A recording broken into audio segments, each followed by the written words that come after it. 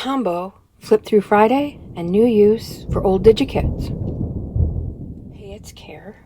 Welcome to my take at the lake. So, my bestie came and stayed the weekend with me. We've been talking about that for quite some time, and finally it happened. And we've also been talking about, she's not much into crafting and any junk journaling stuff. I keep trying to get her and her girls into glue booking, which I think I may have succeeded, but not huge into crafting like most of us here are. And she wants to be crafty and artistic, but have it easy. And I thought, what better way than jelly plate printing? Because it doesn't get any easier than that to have something really cool at the end without really, you don't have to know good design basics. It helps, but you don't have to. And you don't have to know color theory. It helps, but you don't have to. And you can't really go wrong with jelly plate printing. And so we had an event. We did a 5-hour, I think I have some pictures I can throw up here. I was going to take some while we were doing it, and I got so wound up in doing it that I totally forgot to take the pictures. So I think the pictures here are just of the aftermath. But we both had a nice stack of jelly plate prints. And so I'm going to do a flip through of my jelly plate prints and my use of old digital kits, all here in one-stop shopping today. I want to show you this guy before I get started and forget. He was the hero of my jelly plate printing adventures that day. I was trying image transfer, and apparently you have to have a laser printer for that to work because none of my images transferred. And I only used copies or printouts from my printer. I did not try magazines. I will try that next time. But I still got some really, really cool images. Even though it wasn't a transfer, it worked out beautifully, and I just think he's awesome. A little steampunk Boston. Ha! So fun. So I'll start with the little guy. We did all kinds of things. We did book pages and copy paper and envelopes and whatever we had. And so I took the small ones and I made this. It's just an accordion book. And at the end of this video, I will show you how I put these together. This one has a fold out. I love that. And they just turned out, you know, as gel plate prints do. Just so yummy. I love when you can see the text through. This is a dictionary page. A lot of these might have even been Braille clean off pages. Fun colors. We used every combination under the sun, I think, or we tried to. Brights and darks and metallics. Neon colors. Nothing was off limits. We had them all out. Got out some mark making. This is a trivet from Walmart and a alphabet thing that I got. The whole alphabet is stuck together. I think you're supposed to, they're plastic letters. I think you're supposed to peel them off and stick them to a sign or something. But I just left them intact and we used it as a stamp. That was kind of cool. The paper clips. I love how this came out. I glued a whole bunch of paper clips to a piece of cardboard. And we used it as a stamp. Super fun. And it's just an accordion book. Once you get to the end, you start again and you go back the other way. Some telephone book, we were using that as a brayer cleaner. Notebook paper. Pieces and bits and parts.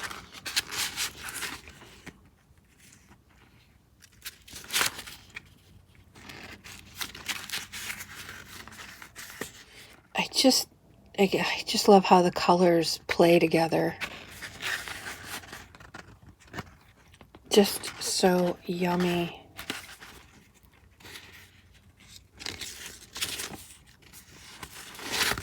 If you haven't gotten your gel printout lately, by all means, blow the dust off it and give it a whirl. So fun.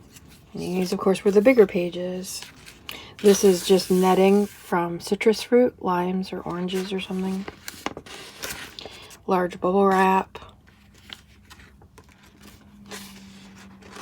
These were weird things I cut out. They were ovals or teardrop shapes, and I cut a whole bunch of them out, and they ended up looking sort of like peacock feathers. I glued those to cardboard, and I used it as a stamp. I can't remember what this was. It did not work like I thought it. Oh, little tiny rubber bands. Teeny tiny little rubber bands I put all over and then stamped, and I thought I thought they'd make little marks. They made Fruit Loop marks. Surprises me. I don't know how that worked out, but that's how it worked out.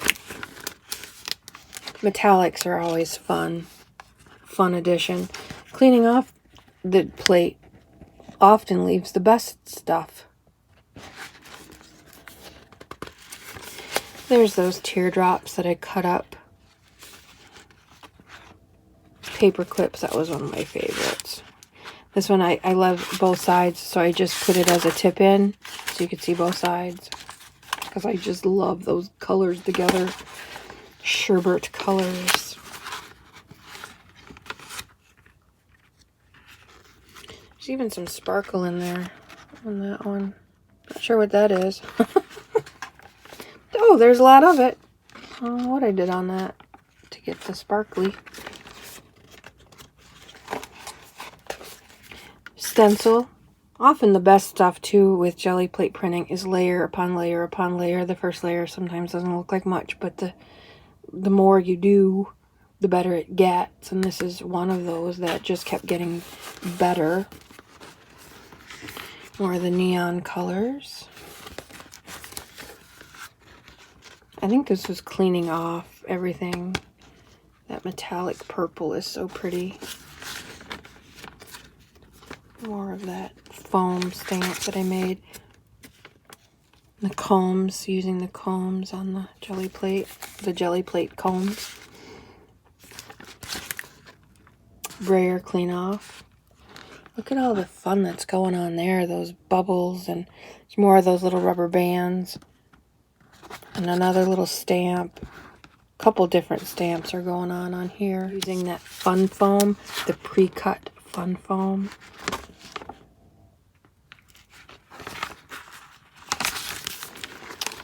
Foam stamp.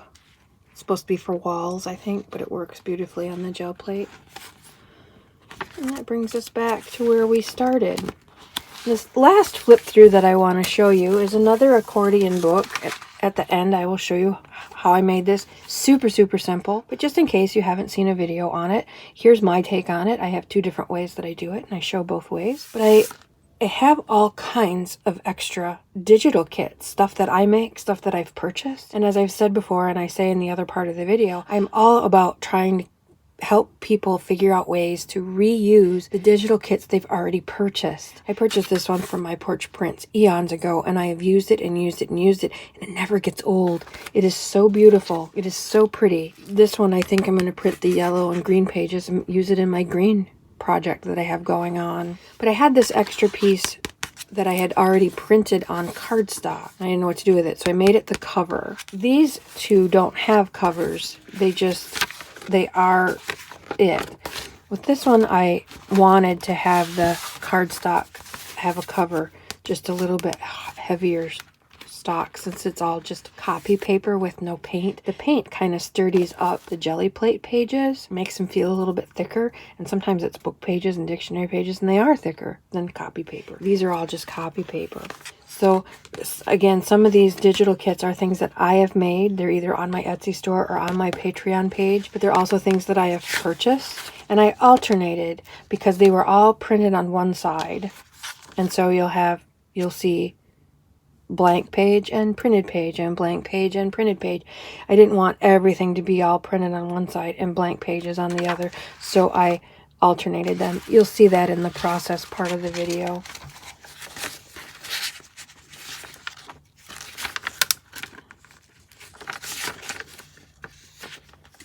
I should have put, I made them really random too. I just randomly stuck them together, and that's what happens when they're random. I should have put the words a little bit further back from the numbers. A lot of the same up front, but that's okay. I think this is My Porch Prints. Gorgeous. Just yummy.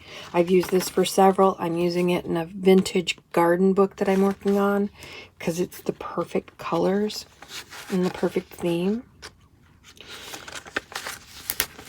Part of my canary kit. My Words to Live by Creativity kit. There was a hole there, so I filled it. I think this is vintage by me. I think I've been using that. You've seen that 100 times. There was a hole there, so I filled it. And then the cover, and then we just go back the other way. I love this green kit that I got for my green project, coming soon. My summer words to live by, more of the canary kit. And I love how there's overlap, or not. Some pages are just, I mean, that worked out beautifully. I love that it's just all the same versus some half and half. That's pretty cool. At the end, I also talk about what do you use and what do you use all these accordion books that you've made, because I quite enjoy making these. I've made several now, and I have enough here to make a mini one that I'm going to make probably later today as well. Who doesn't love a good bonfire? Love it. And I think that brings us to, yep, that brings us to the cover. This one is my kit over the top of somebody else's kit that I purchased. So I've got quite a mishmash, but now I've got this beautiful little accordion book. No sewing in of signatures. It's all just glue. So stay tuned for the process. My take on accordion books, as it were. Leftover digikits. Some that I've made. These are whites that I made for my Patreon peeps in July. The Canary collection. Some random numbers that I made. So I've got all kinds of things. I've got some from my porch prints. Some, I think this is vintage by me. I don't remember who this is from. These are all mine. And what I'm going to do is make an accordion book or a concertina. But as I do, I was wondering why they're called concertina and what is a concertina?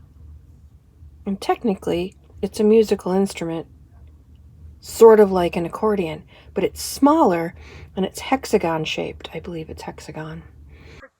I'm going to call it an accordion book, not a concertina, because a concertina is a different shape. You know, me and being literal and all. And what I'm going to base this project on is I have this, I'm sure this is my porch prints, extra piece from when I made my watercolor lap book. I'll link that below in case you missed it. It turned out fabulously. I love it. This is printed on cardstock, so I'm going to cut this in half, and then that's going to be my front and back cover, and that will dictate how big my pages are going to be. Kinds of ways to do this. The painty pages that I showed you earlier were all the same and fairly neat, but you can make them from Franken papers, meaning putting different papers together to get the size that you want. You can build it up height-wise, you can build it width-wise. It doesn't have to be. So I guess what I'm saying is if you have digital kits, another way that you could do this is to randomly tear them up and then build your book, which would make it all that much more interesting. You'd have different patterns together and different sizes, like this one. Here's a piece of a book page. Here's a piece of a book page. Here's a different book page. An end paper and a scrap and a piece of napkin. So, but the one I'm going to make right now is just going to be like the painty paper ones, where they're all one length. Makes it a little bit easier, I think, especially if you've not done one before. It's probably easier to start this way, and then your next one you can get a little more adventurous. So this is the height that I need my pages to be, and it's not quite half and half. It's about 2/3 or so. And so all I'm going to do is tear these up. I'm just going to tear off a little bit of each one so that they're the right height. I won't make you sit through that. All I'm going to do is take my handy dandy metal ruler with a nice sharp edge, and I want my cover to be just a whisper bigger than the pages. So I'm going to, instead of making my pages the exact size, I'm going to drop that down a little bit so that this is a little bit smaller than my pages. My cover, excuse me. So there would be exact, and I'm bringing it down just a tiny bit. And I'm going to tear against this ruler. Now it leaves a nice rough edge. I don't want to tear every edge, and so I'm going to alternate tearing the top and the bottom so that when my book is done, I have ruffled edges on top and bottom, not all the way across the top, just to give it some variety and, oddly enough, some consistency. Put my cover away for now, and I'm going to go tear up my pages. Why do I tear them? Because it's way faster than cutting each one or digging out the slicer and trying to get them all perfect. If I tear it, it gives that sort of haphazard look. So I've got them all now into the size that I want. As I said, I alternated. Some got torn on the top because the design was on the bottom. This one got torn on the bottom because it just made sense. If I tore it from the bottom and tore it on the top, he'd get cut in half. There were a few, like this one, I wanted the fire, so I tore it on the top and I tore it on the bottom. In order to make fast work of this, I put them all in a stack. I measured. It's about 6 3/4 is the size that I'm going for, and that really doesn't matter to you at all because you're going to have different supplies and make yours any size you want. The reason it matters to me is because I want them all the same size. So I marked it on my ruler, I stacked them all up, and I marked them all. And then I tore them all instead of marking one and tearing one and marking one and tearing one. I won't live that long. Do it production line style where I picked them all out, then I measured them all, and then I tore them all, and now I'm going to glue them all. Because these were all printed either as samples or because they're meant to be cut out and glued down, the backs are all plain. And so what I'm going to do is alternate them. I'm going to, look, and they're not even close to, I must have missed a tear line here somewhere. I'll have to go back because this one's way bigger. Whoopsie. That's all right. I missed one. That happens. I can't even see I didn't even mark it, so we'll do it now. It's probably going to be a little bit smaller now, but that's all right. I'd rather have it smaller than too big.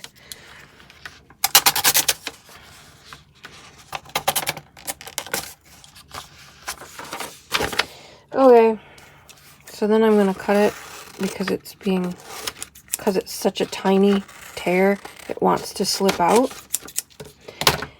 You can either take your scissors and rough that up. All I'm doing is keeping it at a V and running that edge through that V. And I quite like the effect of that. I found in a St. Vincent's haul, it was in a baggie full of craft goodies, that's what this is. It's a edge distressor. You're supposed to be able to just do the same thing. I don't know how much this is. Everybody has these, and they do, I think, a better job. But this is handy to have if you happen to find one. Free in a bag of other craft goodies. Alright, so get the pieces out of the way.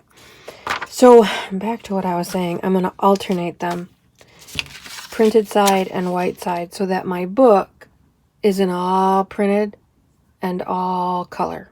The all color would be cool because it'd be so varied, but the back side would be, you'd be staring at a blank page every single time, and who needs that? So I'm going to alternate them. So, and I want this as random as I can get it.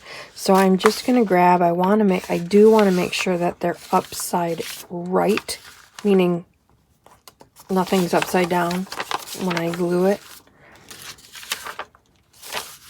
And you see I have some short ones and some long ones. This was portrait style, and these were landscape style. And so they had to be cut out different. And that's all right, because we're going to be folding them. It's going to be fine. But we're going to have white as part of this page probably. And that's okay.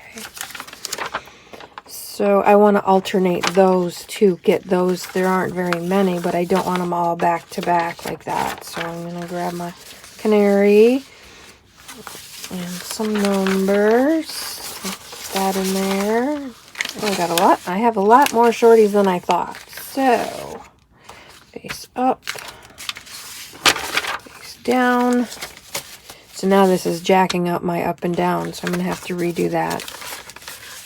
And if this isn't perfect, it's fine. It doesn't matter that much. It's a junk journal. But I at least like to try to get it the way I think it should go in my head.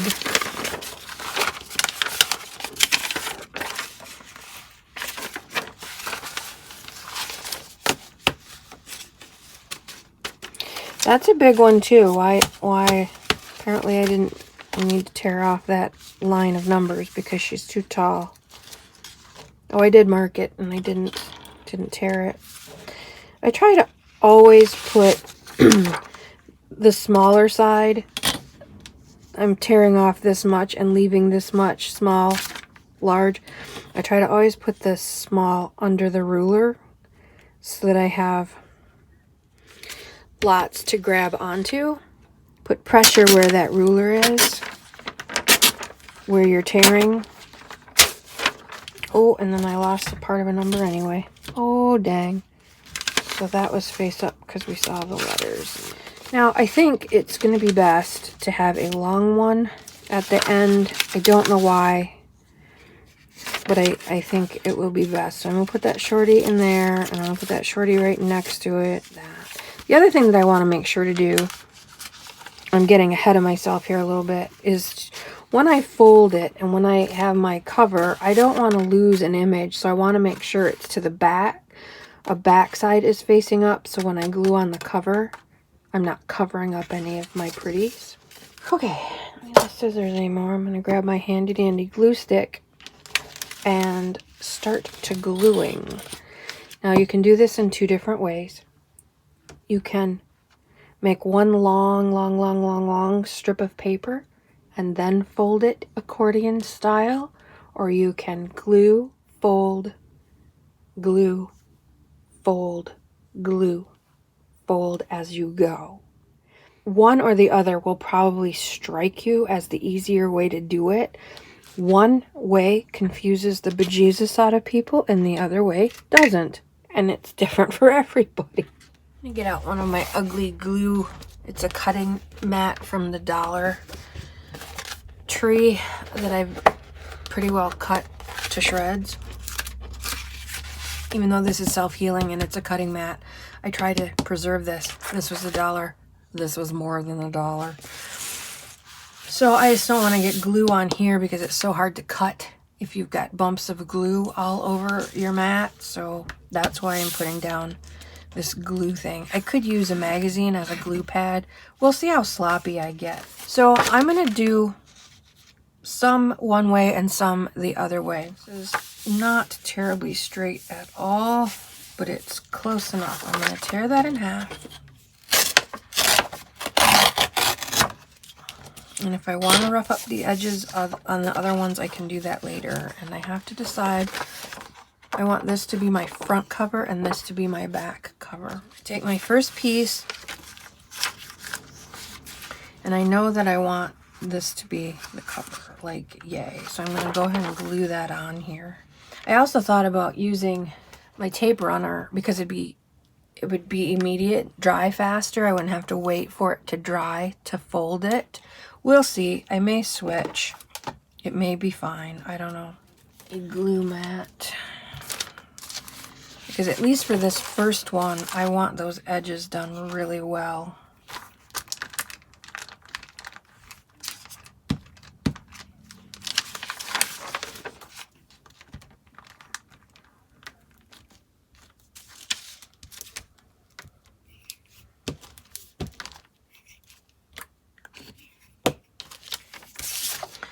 Make sure it's upside right. And one more time.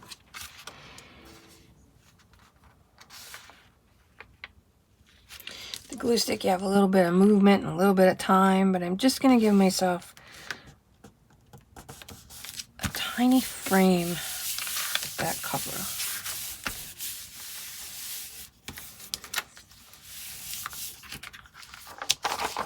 I'm going to fold this edge in, again, giving myself just a little bit of wiggle room there so that it's cover it, you know, an actual cover, not just another page.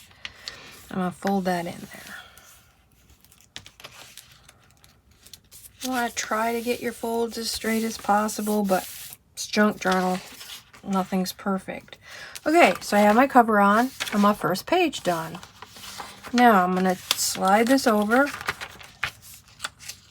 And I'm going to keep this page facing down so that my back pages have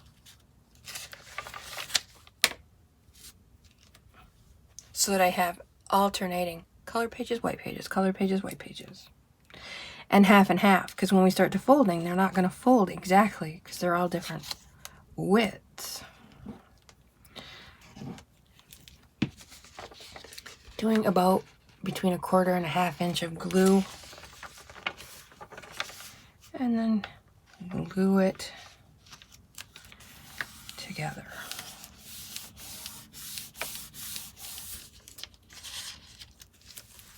So I'm going to do the fold method first. I've glued them together. I don't want to fold on the seam. I want it to be just off the seam so that you're folding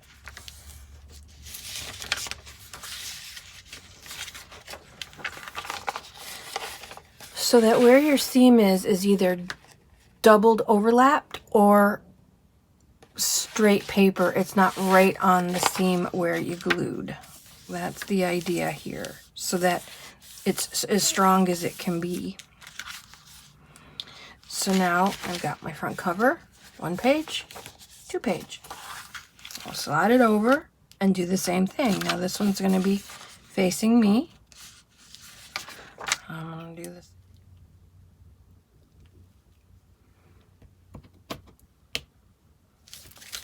I'm going to overlap it just a little extra because I don't want it to be so close each time. Give that a second to adhere. And so we're good on this one because my seam is way over here and my fold is going to be here where it's solid paper. So this is going to be a good one. So I'm just going to fold it back to as close as I can get it, making sure it's fairly straight. There we go. So now we're golden because look at, here's where this one's going to fold. In fact, I can go ahead and fold this one if I want to because I have plenty of room.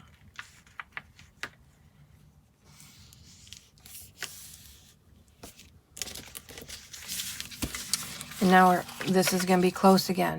We don't have a whole lot of wiggle room with this one, but that's okay. That's all right. If I slide it,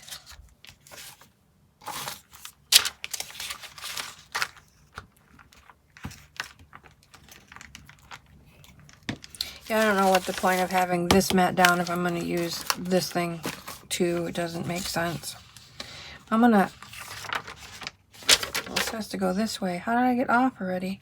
And you gotta be careful because I'm upside down. Look at me go. And there we go. That's how I got Kitty Wampus. Is because I have my book upside down. And that is so easy to do when you're doing it this way, or especially going this way because so there we go. Now I'm going to fold this maybe a little bit short just to make sure I'm not right on that seam. So I'm good here. My seam's going to be practically in the middle of the page, which is a beautiful thing. I'm folding it. Sorry, I probably off camera there. Folding it onto itself. And I'm going to glue my other one, my next one.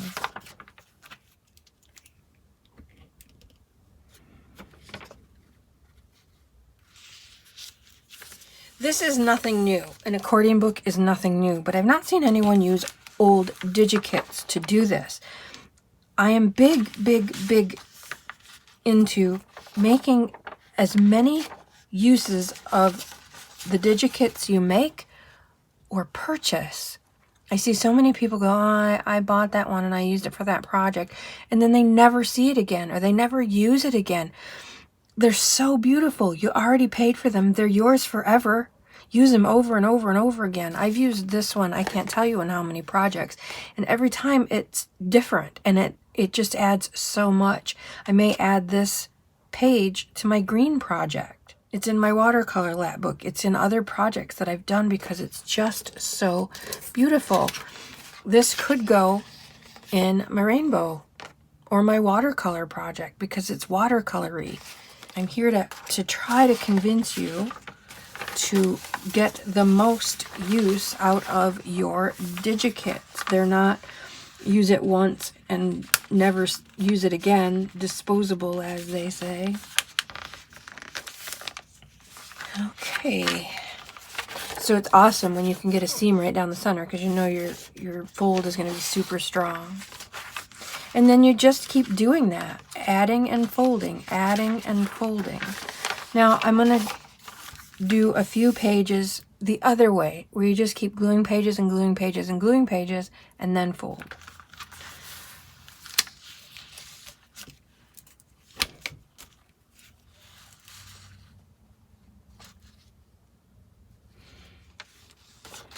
This one's too tall.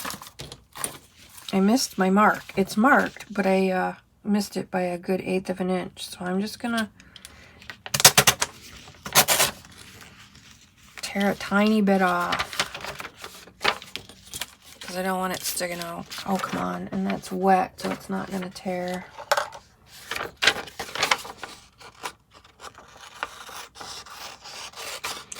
Wet with glue.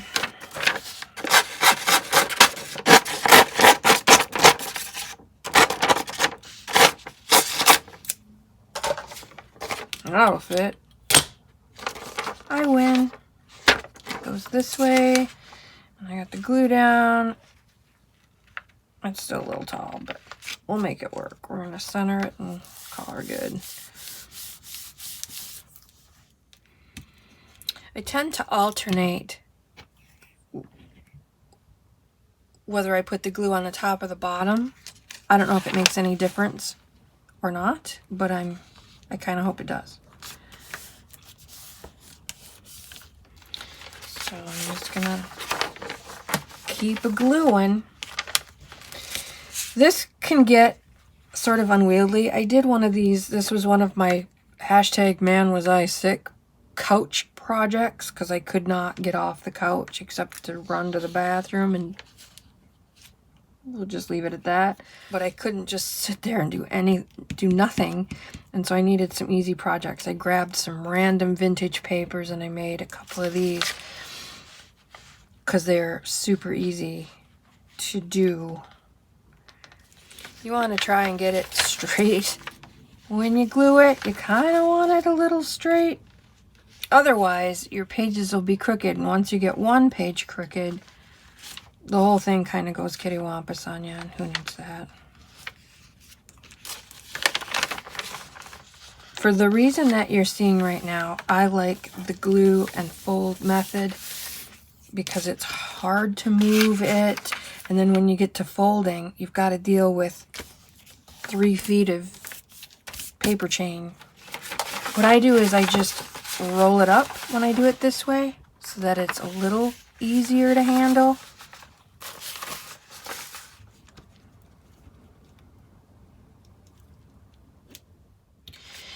The good thing about doing it this way, if you're using glue stick, it gives all your pages time to dry before you fold them. So that's, you know, both ways have their positive aspects. This way seems a little quicker, but you still have to go back and fold, so I don't know. I don't know which way is better. Whatever way makes sense to you. It is hyper windy here today, and that must mean there's a hurricane going on somewhere. So every time there's a hurricane somewhere, we get wind like crazy. Maybe that's the case all over the country. I don't know. I just got a new roof, and I'm so thrilled about that because every time the wind blew, I was picking parts of my roof out of my lawn for days. It was time. It was time. So I have quite a few here left to glue. So doing it this way, if you decide to glue them all together and then fold, so as I go, I'm rolling this end to keep it manageable. When it's time to glue, I unroll it and I roll it from the opposite end for the same reason. It just makes it easier to deal with, especially if you're working in a small space or on the couch. You don't have 3, 4, 6, 7 feet of space to splay out, and that just makes it so much more manageable. So where did we leave off? I have my cover, 1 page, 2 page, and a half. Oh no, I have this page. So I had it there, and then I bring it over here, and I folded that. So we had quite a few pages from the other way, and I'm just gonna line that up the best I can. Remember, it's a junk journal. It doesn't have to be perfect. The more random sometimes, the more charm it has, the more character. This is partially inspired by the recent Junk Journal July challenge that Meg Journals and Get Messy hosted. They had everyone start off with an accordion journal, and it could not be easier. Once you get the idea in your head, you know, we did these as a kid. You did these in elementary school when you made paper fans. It's the same concept, but you end up with such a neat little project. See how much easier it is dealing with it once it's rolled up like that? Oh, it just makes life so much easier. And that last one that I folded is kind of big. It kind of sticks out too much, but that's okay. I just corrected with this next one.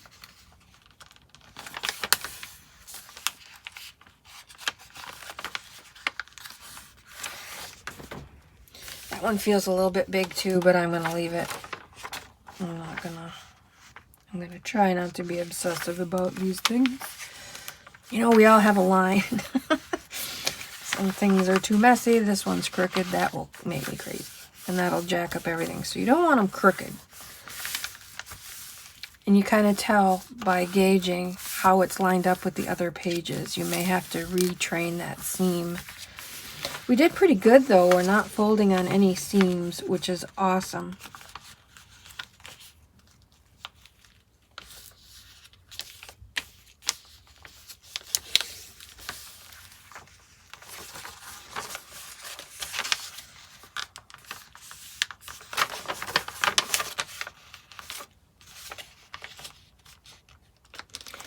So I'm going to continue on my merry way, and you've already seen how this turns out because I showed it to you in the beginning. But what I want to show you is once I trimmed all these, I have these wonderful offcuts. And so I can make a mini version of this that I just did.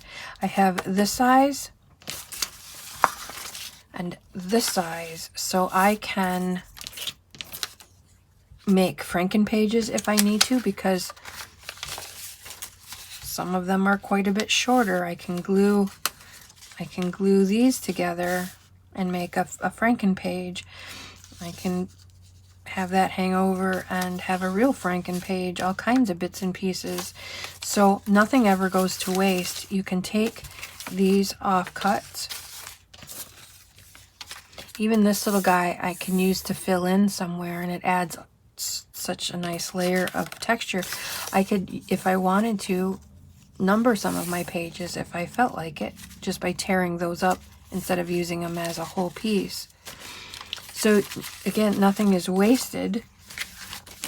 And I would do the same thing, or maybe do the complete opposite. I might glue all of them facing up and then fold it and see what I end up with.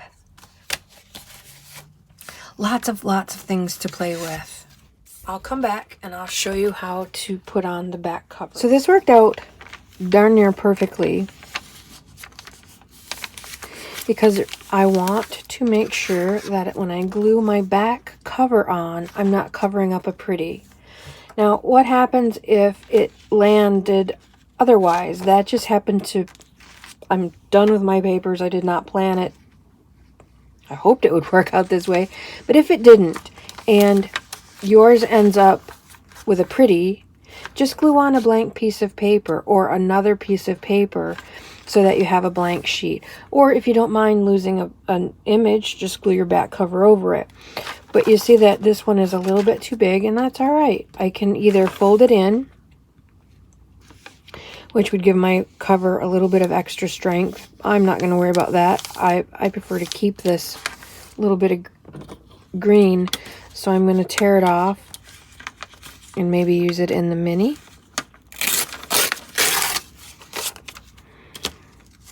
And then just glue my back cover on. Something fun to play with. What do you use it for now?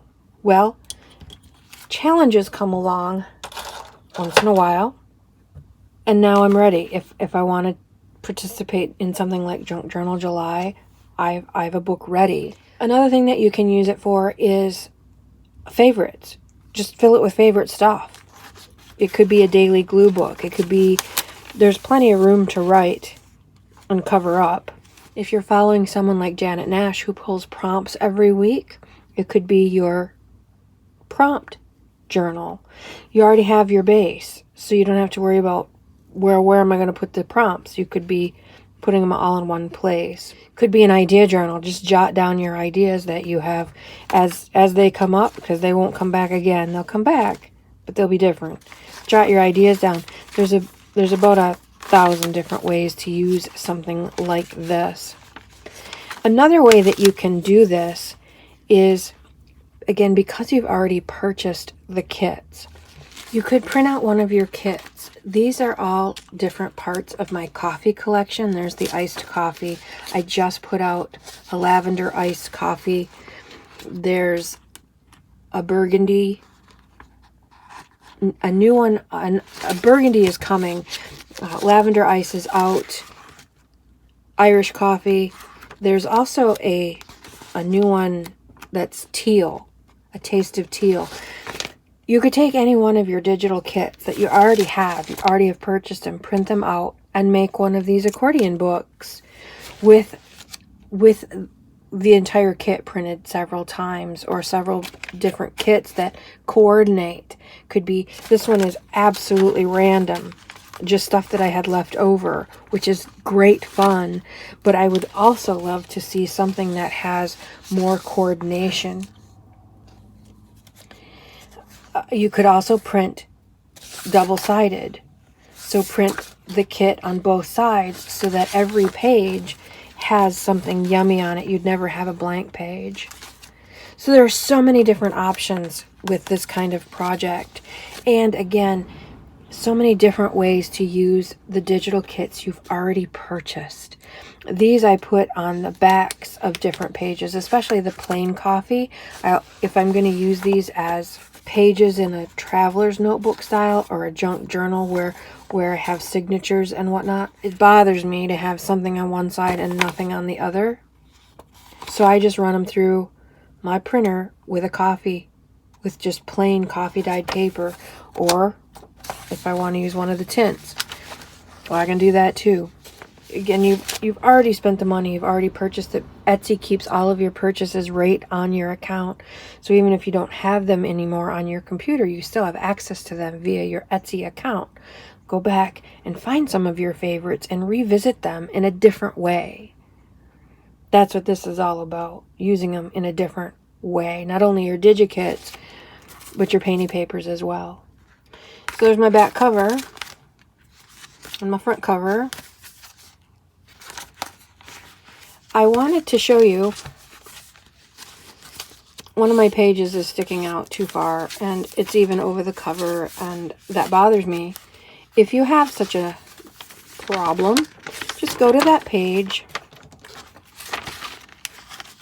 And it just seems to be that one, and I'm just going to cut it off.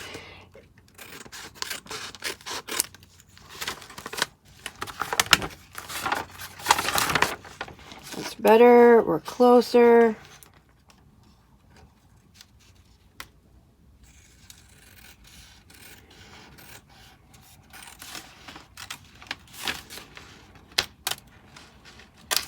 Run my scissors along that edge so it looks like all the other ones.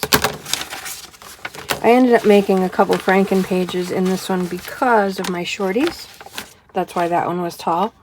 I just glued one of the scraps because this one was a shorty.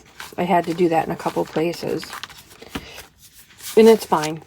It's perfect now. Love it. Love it. Until we meet again. You have a lovely, lovely crafty day. Please go love up those beastlies. Give them lots of ear scratches and tummy rubs. Stop booping them in the nose. Would you like someone to boop, boop, boop your nose every time they saw you? Oi, why do people do that to their dogs? If you don't want it done to you, don't do it to your dogs. Tummy rubs will take. Lots of lovin's, extra treats, absolutely.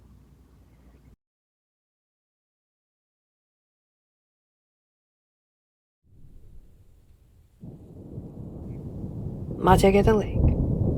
Out for now.